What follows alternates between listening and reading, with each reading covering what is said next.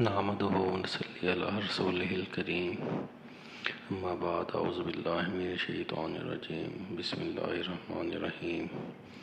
السلام علیکم ناظرین، میں ہوں آپ کا میزبان رانا ارسل محمود۔ ناظرین، آدمی کی مغفرت کو واجب کرنے والی چیزیں۔ ناظرین، حضرت ابو شریر رضی اللہ عنہ فرماتے ہیں کہ رسول اللہ صلی اللہ علیہ وآلہ وسلم نے فرمایا کہ سلام کرنا اور عمدہ گفتگو کرنا آدمی کی بخشش کو واجب کرنے والی چیزوں میں سے ہے۔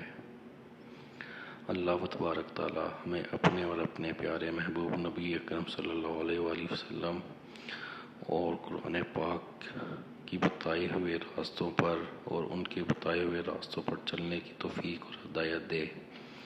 اللہ تبارک تعالی تمام امت مسلمہ اور خاص کر کے ہمارے ملک پاکستان کی حفاظت فرمائے، آمین۔ اللہ حافظ۔